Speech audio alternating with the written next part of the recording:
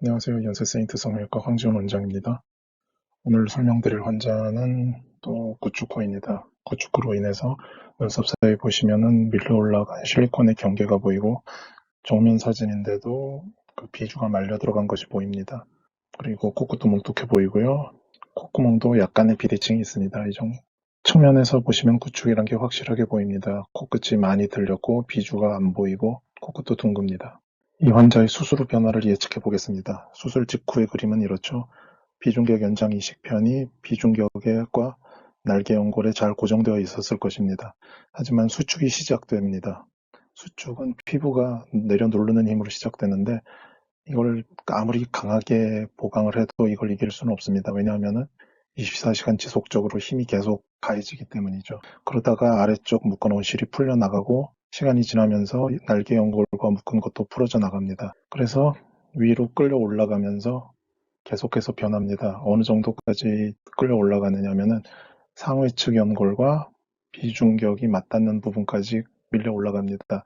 날개 연골이 말이죠. 날개 연골은 거기서 이것과 부딪히면서 더 이상 올라갈 길이 없어지니까 거기까지 올라가는 겁니다. 그리고 또한 구축이 되면은 더 계속 지속되면은 이게 위로도 약간 회전을 하겠죠. 이 환자분 같은 경우에는 여기 아래쪽에 아래는 풀렸지만 위에는 고정돼 있어서 비중격 연장 이식편은 이대로 어느 정도 올라가다 멈추고 날개 연골이 비중격 연장 이식을 지나서 위에서 위에까지 말려 올라갔습니다. 수술 중 사진을 보시면 마지막 변화가 눈에 보입니다. 이 사진에서 오른쪽 사진에서 보시면 비중격 연장 이식편이 이렇게 보이고 그것보다 위로 말려 올라간 날개 연골을 보실 수 있습니다. 자, 여기서 사실 이번 동영상, 이번에 이걸 찍으면서 말씀드리려고 했던 것은 이것인데, 보통 구축이 온다 그래서 비중격을 크게 중요하지 않게 생각하는 경우가 많은데, 구축 중에 비중격이 기여하는 정도가 상당히 큽니다. 특별히 우리나라 사람들은 비중격이 작고 약한 경우가 많기 때문에 더욱 그렇습니다. 그 중에 비중격 만곡을 제거하기 위해서라면 모르겠지만 그냥 단순히 비중격을 쓰기 위해서라면 웬만하면 비중격은 사용 안 하는 편이 좋습니다. 안 그래도 약하고 작은 비중격 연골에서 비중격을 떼어서 여기 사용하든 어디를 사용하든 하면은 비중격이 약화되는 경우가 굉장히 많습니다. 개인적으로 60에서 70% 구축코 환자에서요. 그 비중격 연장을 사용한 구축코 환자에서 한 70% 이상 정도에서 비중격 약화 소견이 보입니다. 동영상을 잠깐 보시겠습니다. 이분도 이 환자분은 아니고 다른 환자분이셨는데 동영상을 찍어놓은 게 이거밖에 없어서 이걸 사용을 했습니다. 이분도 구축코셨고 비중격을 사용했죠. 그래서 이분은 약간 좀 특이하게 끝에다 갖다 붙여놨는데 전체적으로 약화가 온 경우였습니다. 동영상을 보시겠습니다. 많이 눌리죠?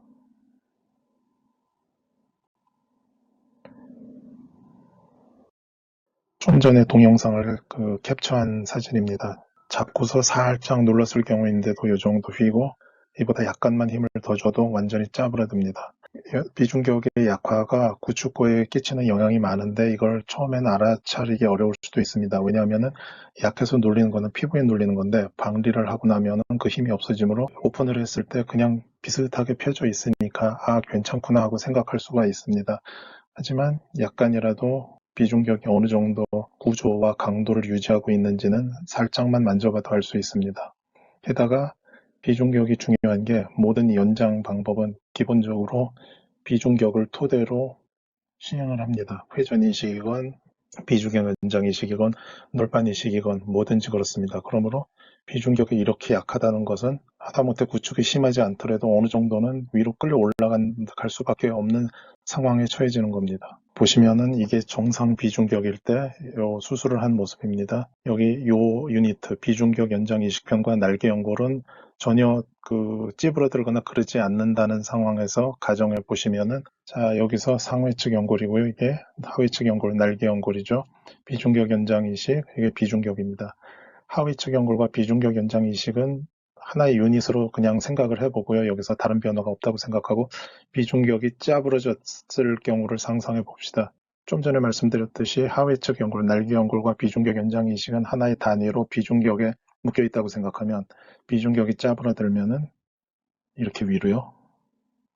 그러면은 아래쪽에 비중격과 붙어 있는 비중격 연장 이식과 하위측 연골 유닛도 당연히 끌려 올라가게 됩니다. 그러므로 그 비중격의 보강이 반드시 필요한데요.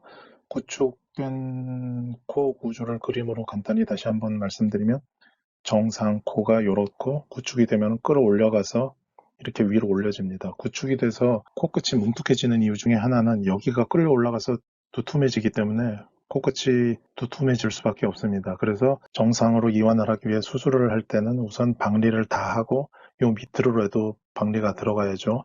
그래서 날개 연골을 움직일 수 있게 이완을 해야지만 수술이 진행될 수 있고 수술을 할 수 있습니다. 좀 전에 말씀드린 걸 좀 더 자세히 말씀드리겠습니다. 수술하려면 박리하고 이 아래쪽으로 박리를 하고 스크롤 에어리어와 이 부분도 힌지 에어리어 다 박리를 해서 이렇게 끌어내려줍니다. 그 다음에 비주지지대와 뭐 회전 이식을 하든지 널빤 이식을 하든지 비중격 연장을 하든지 그 다음에 이 끌어내려 올라온 이 날개 연골이 다시 끌려 올라가지 않도록 약간의 지지대를 대줍니다.